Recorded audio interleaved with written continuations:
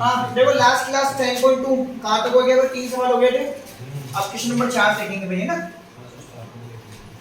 और question number 4 में क्या कह रहा है? वो prove that the tangents drawn the end of the diameter of the circle are parallel.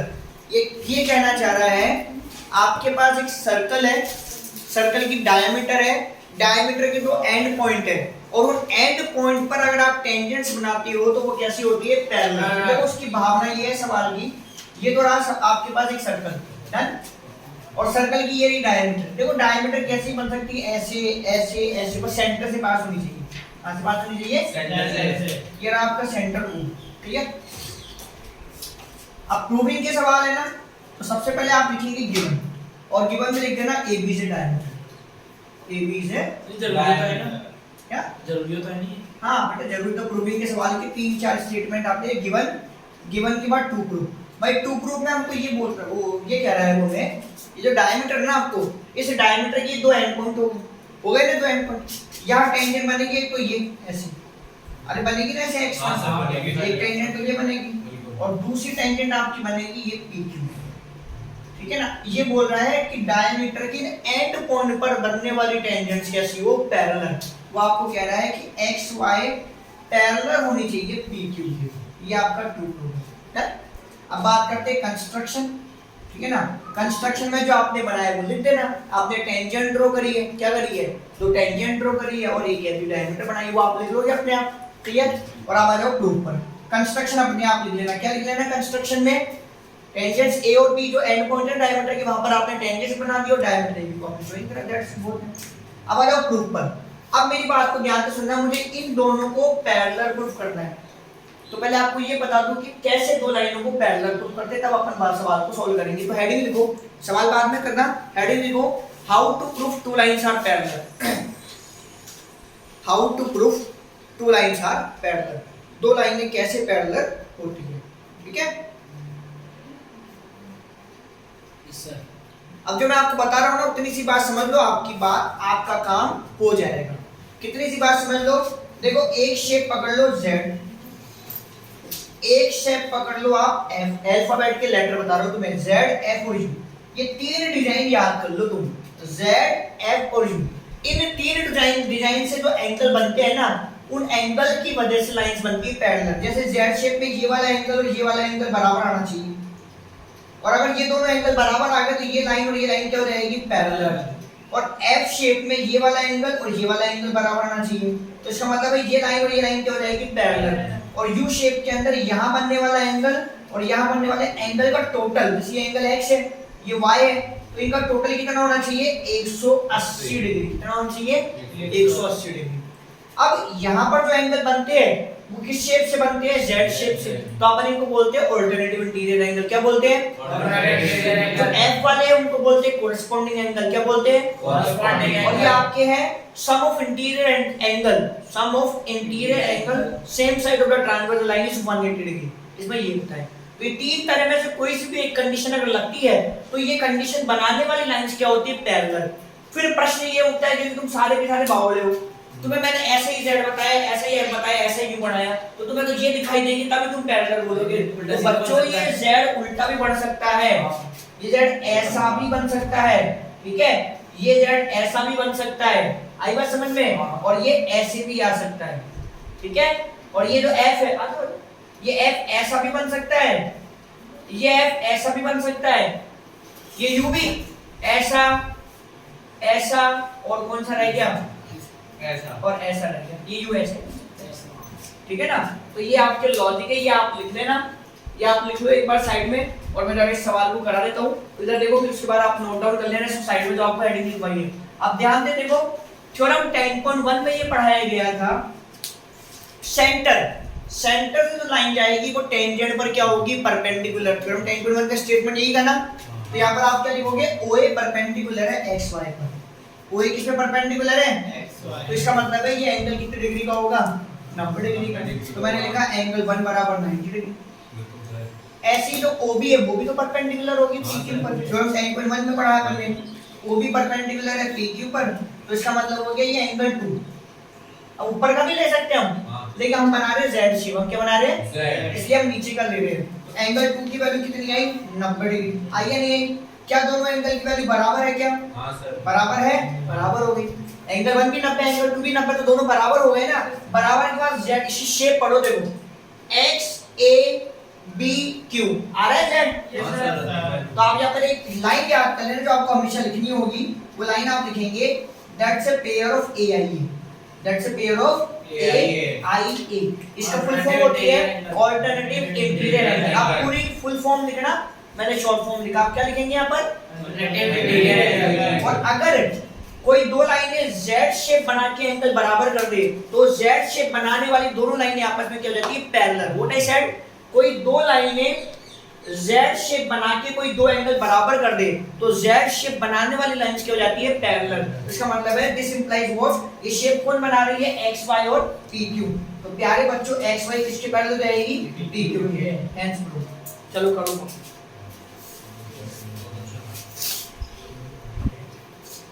हाँ जी, देखो सवाल नंबर 5 ये कह रहा है prove that the perpendicular at the point of contact to the tangent. Tangent बताइए ना आपको, ऐसे टेंजेंट बनेगी, उसका पॉइंट ऑफ कांटेक्ट P हो जाएगा।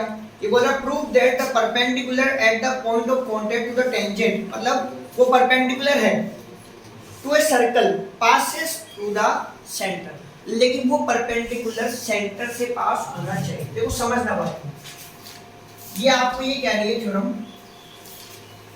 मतलब सवाल नंबर 5 कि आपका ये टेंजेंट है सर्कल का, डन। 100% ये टेंजेंट है ना, ये पॉइंट ऑफ कांटेक्ट P है।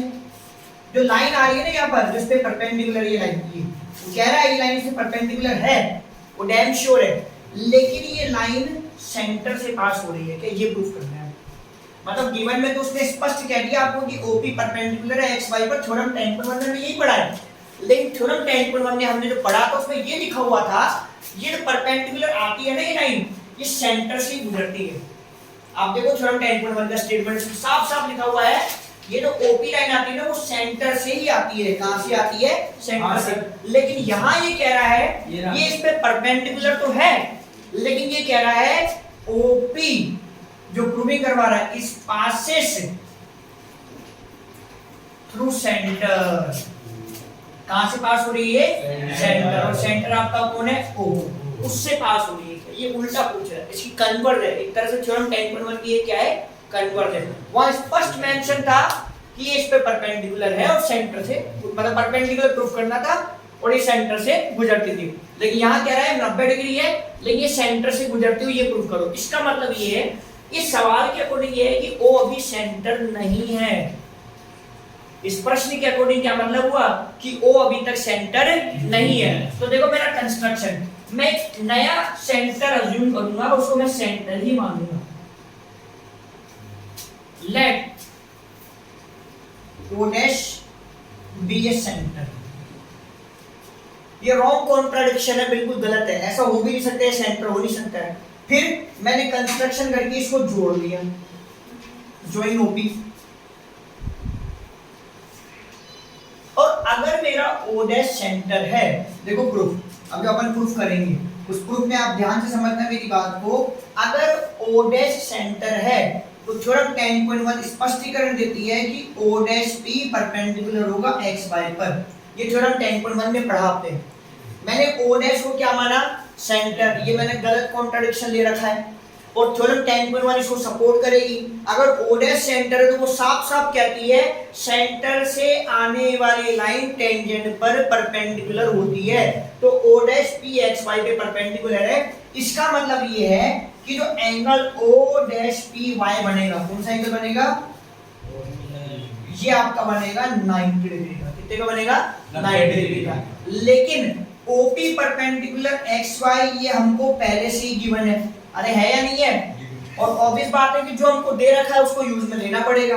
और OP अगर XY पे परपेंडिकुलर तो OP से बनने वाला एंगल कौन सा है? OPY। कौन सा है? OPY। तो एंगल OPY भी कितने डिग्री का होगा? 90 डिग्री का। ठीक है ना? तो इसका मतलब ये हो गया, मैं अगर इनको कंपेयर करूं, ये भी 90 ये भी 90, तो ये दोनों एंगल बराबर हो जाएंगे। क्या हो जाएंगे? बराबर। मतलब O डैश PY बराबर OPY, ये दोनों एंगल बराबर हो गए। और जो डायग्राम का स्ट्रक्चर है उसको देखकर अगर हम बनाते हैं देखते हैं तो ऐसा पॉसिबल नहीं है। क्यों नहीं है? ध्यान से देखना, ओ पी और वाई इसी का पार्ट है angle O dash P Y, है या नहीं? भाई ओ पी वाई है और ये ओ डैश पी वाई इसी का तो पार्ट है ना। तो इसका मतलब है कि O P Y 100% O dash P Y से बड़ा होगा। क्या होगा? बड़ा होगा। भाई उस आपको दिख रहा है उसके अकॉर्डिंग क्या मतलब निकल रहा है आपका? इसके अकॉर्डिंग मतलब निकल रहा है कि ओ पी वाई 100% बड़ा होगा ओ डैश पी वाई से, क्योंकि क्या है ये एंगल इसका क्या है? पार्ट है। क्या है इसका? ये पार्ट है। लेकिन हमने तो साबित कर दिया बराबर है, तो इसका मतलब है कि हमारा कॉन्ट्रडिक्शन जो हमने माना है वो रॉन्ग है, गलत है।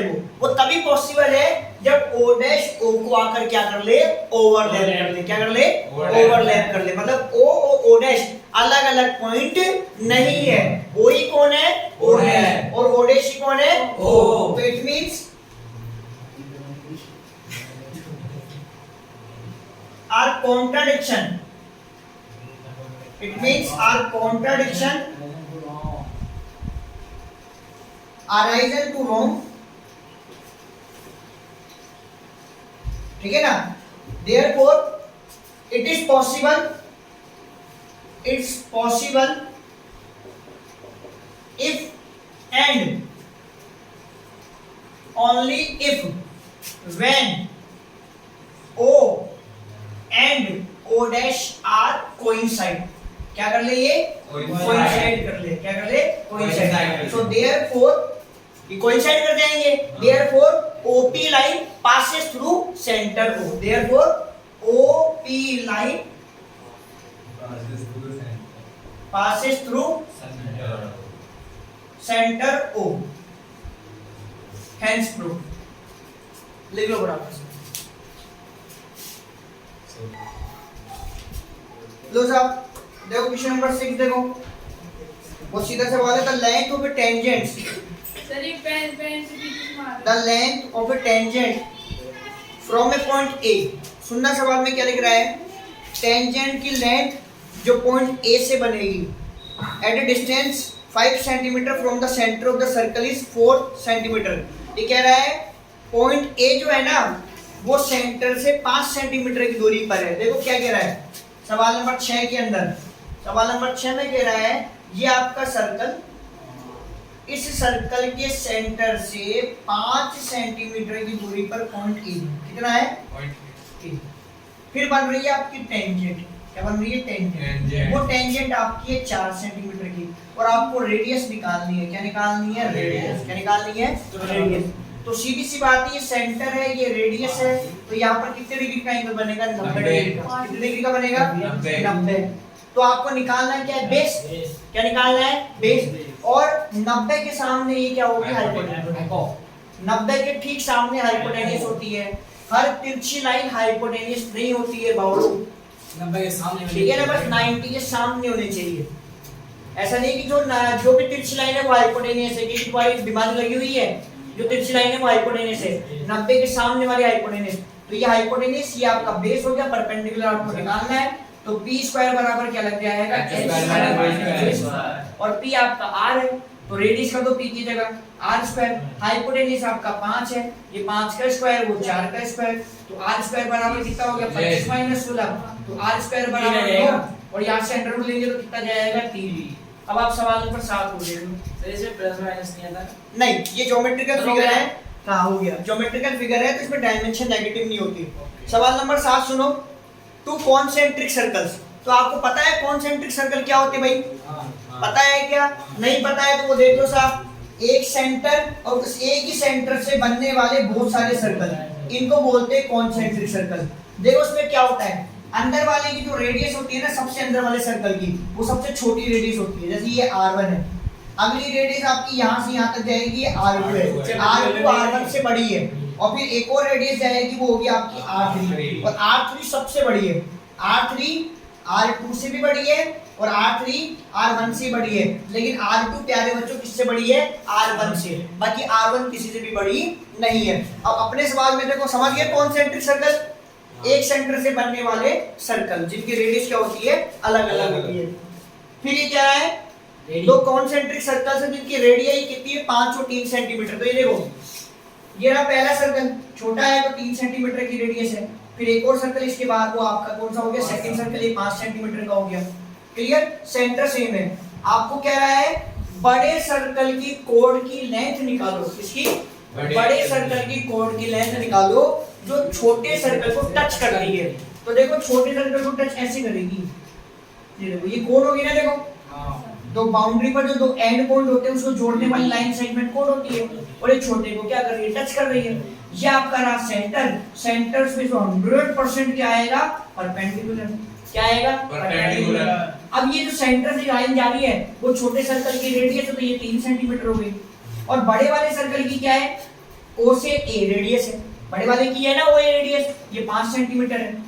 निकालना मुझे ए बी है, मेरे प्रश्न में जो जवाब मांग रहा है वो ए बी का मांग रहा है। किसका मांग रहा है, ए बी का। ये ट्रायंगल दिख गया आपको छोटा सा, ठीक है ना, राइट एंगल ट्रायंगल आपको ओ पी ए, कौन सा ट्रायंगल है, O P A, O P और ए। अब देखो 90 के सामने ये है ना, ये हाइपो, ये परपेंडिकुलर है बेस, तो आपका बी स्क्वायर का फॉर्मूला क्या बनेगा साहब, H square minus B square. Base आपका कौन है, ए पी, ये आ जाएगा ए पी स्क्वायर। हाइपोटेन्यूस है 5, 5 का स्क्वायर, परपेंडिकुलर 3, तो ये आपको जाएगा 25 माइनस 9 से कितना जाएगा, 16। आपका ए पी स्क्वायर 16, तो ए पी कितना आएगा, 4। कितना आएगा, 4। अब मेरे को एक बार बताओ,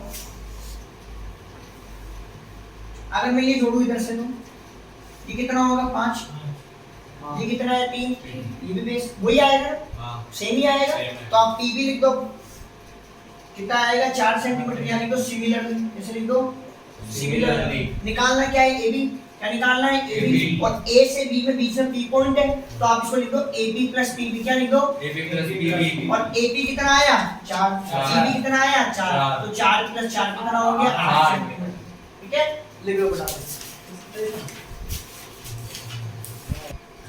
हाँ देखो, एक क्वेश्चन है, ये बोल रहा है a quadrilateral ABCD is drawn to circumscribe a circle. Circumscribe का मतलब है सर्कल के बाहर से टच करता हुआ, अंदर से नहीं, सर्कल को बाहर से टच करेगा और एक क्वाड्रिलेटरल बनेगा। देन उसके बाद आपको क्या प्रूफ करना है, A B plus C D किसके बराबर हो, A D plus B C के। तो जो लिख रहा है ना क्वाड्रिलेटरल से सर्कमस्क्राइब ए सर्कल, ये तो आप गिवन में लिख लेना। और टू प्रूफ में आप ये लिख लो, a B plus C d बराबर a D plus B c. Clear, बात आगे समझ में। हाँ, एक चीज और कर लो इसमें, इस सवाल में और करके लिखो आप। कहां से, जो सवाल लिख रहा है ना, या तो ऐसे लिखा हुआ आएगा जो लिखा हुआ है, या फिर इसमें ऐसे लिखा हुआ आएगा, और करके लिखो इसमें। ये लिख रहा है ना, prove that a B plus C d बराबर a D plus B c, तो इस प्रूव दैट में लिखो prove that sum of opposite side are equal. अब बाकी पूरा स्टार्ट का एज इट इज सेम तरीके से स्टार्ट होएगा, लेकिन प्रूव दैट में ये भी आ सकता है लिखा हुआ, prove that sum of opposite sides are equal. और आप देखो, आप ध्यान से इस फिगर को देखो और साइड्स देखो, अपोजिट साइड्स का सम है। देखो आप ध्यान से, फिगर तो आपकी बुक में बना रखा है, ये देखो आप, ये रहा आपका सर्कल, डन, ठीक, और ये रहा आपका एबीसीडी, देखो ऐसे। अब वो शेप में मेरे हिसाब से ड्रॉ कर देता हूँ, फिगर में जो है वही ये लो साफ और साफ प्यारे बच्ची नहीं। अब ये एक्स्ट्रा एलिमेंट यहाँ से हटा दो, हटा दो, हटा दो। और आपका ए यहाँ से शुरू हो रहा है, डन। ये लो आपका ए, ये बी, ये सी, ये डी, ये है पी, ये है क्यू, ये है आर, ये है। अब आप देखो this plus this equal to this plus this. ये देखो आप प्रूविंग में, देखो आप क्या है, this plus this equal to this plus this. ये है ना आपका प्रूविंग में। तो इसलिए लैंग्वेज चेंज हो सकती है यहाँ पर। क्या आ सकता है यहाँ पर, prove that sum of opposite sides are equal. ये आपको पहचान, ऐसे रट्टा मत मारना कि ऐसे ही आएगा जवाब। क्लियर, अब आप बोर्ड पे देखो फटाफट से।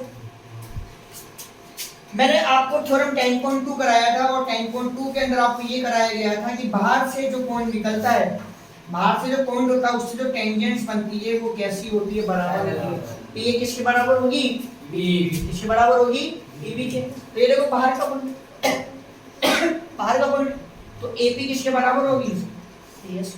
अरे AP किसके बराबर होगी, यस। रीजन 10.2 थ्योरम है ना, उसका स्टेटमेंट लिख देना, और नहीं तो आप लिख देना tangents are equal in length. Best है आप ऐसे लिख देना, क्या लिख देना, tangents are equal in length, ये लिख देना। Clear, done. नेक्स्ट मैंने लिखा बीपी बराबर बीपी, बीपी बराबर बीक्यू, इक्वेशन नंबर 2 बॉक्स में। क्लियर, बात समझ में आ गई। ये बीपी किसके बराबर है, बीक्यू। डन। अब एक बार देख लो आप, इसके बाद आप ध्यान देते कोई सीआर किसके बराबर है, अरे एक्सटीरियर पॉइंट है ना, 1 2 3 4 एक्सटीरियर पॉइंट है, तो 4 बार टेंजेंट्स बनेगी। यहाँ पे देख लो 1 2 A B C D, 4 exterior point है, तो 4 बार टेंजेंट्स के पेयर बनेंगे। ए से बना लिया, बी से बना लिया, किससे बनाएंगे, सी से। और क्या लिखेंगे, सी आर बराबर सी बी, क्या लिखेंगे, सी आर बराबर सी बी, इक्वेशन नंबर 3। अब डी से बनाएंगे तो डी से बनेगा डी आर, किसके बराबर, डी एस। तो अब डी आर किसके बराबर है, डी एस की, इक्वेशन नंबर 4। ठीक है ना। अब आप ध्यान देते हो सबका एक ही रीजन कंबाइंड फॉर्म में, tangents are equal in length. लेकिन आप ध्यान से देखो, जब मैंने लिखा है ना इसको, वो लिखते समय मेरे दिमाग में जो ऑर्डर चल रहा था वो ये चल रहा था कि मुझे ए बी और सी डी को जोड़ना है, और जोड़ने के बाद ये लाना है। अब आप ए और बी को ध्यान से देखो, ए बी का रिजल्ट क्या है, ए पी और टी बी है या नहीं है, सी डी का रिजल्ट देखो क्या है, सी आर और डी आर। तो आप देखो वो चारों मैंने एक तरफ लिखे, ये लिखते हुए मैंने एक तरफ लिखे, ए और बी के रिजल्ट है ए पी और टी बी, सी और डी का रिजल्ट है सी आर और डी आर, मैंने एक तरफ लिखा है। तो दूसरा जोड़ा अपने आप बन गया। अब इन चारों को ऐड कर दो बाय एडिंग 1 2 3 4, 1 + 2 + 3 + 4, चारों को जोड़ दो तो लेफ्ट में जुड़ेगा, राइट में जुड़ेगा। तो आप जोड़ोगे तो क्या लिखोगे, AP + BP CR + DR, फिर AS, ये लो प्लस BQ, ये लो प्लस तुम्हारा CQ, और फिर वापस से प्लस तुम्हारा DS। क्लियर, यहाँ दिक्कत ही नहीं है AP और TB में। देखो AP और TB बन, AP TB में कोई प्रॉब्लम नहीं है, AP और TB क्या बन जाएगा, AB,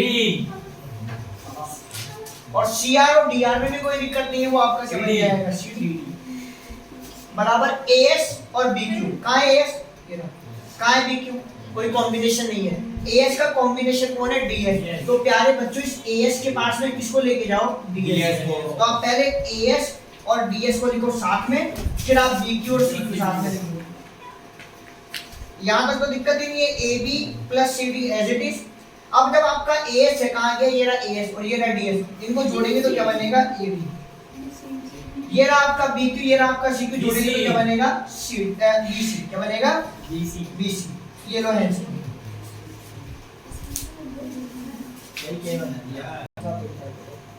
अब देखो नेक्स्ट इससे जो रिलेटेड इक्वेशन है ना, वो क्वेश्चन नंबर 11 है, जो क्वेश्चन नंबर डन। तो 8 के बाद हमें क्वेश्चन नंबर पहले 11 करना है, क्योंकि एक्चुअली में क्या है, ऑलमोस्ट एक जैसी है।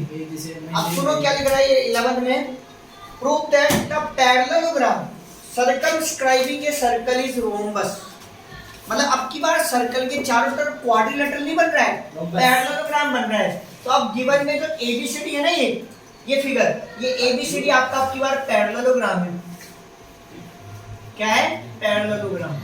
और ये अगर पैरेललोग्राम है तो आपको आगे ये कह रहा है कि ये जो आपका बन रहा है ना PQRS बन रहा है, सॉरी ABCD पैरेललोग्राम है, और इसको प्रूव करना है आपको रोम्बस। क्या प्रूव करना है, रोम्बस। ABCD is rhombus. और एक्चुअली में क्या है, मेरी बात सुनो, रोम्बस की चारों साइड बराबर होती है। क्या होती है, चारों साइड बराबर होती है। डायग्राम में आपका चेंजेस है, मतलब है पूरा सॉल्यूशन एज इट इज है आपका, सॉल्यूशन में आपकी कोई चेंजेस नहीं है। डायग्राम में देखो माइन्यूट चेंजेस क्या है, आप पहले बनाओगे ऐसे पैरेललोग्राम, डन। हां सर। अब आप यहां अंदर बनाओगे सर्कल ऐसे,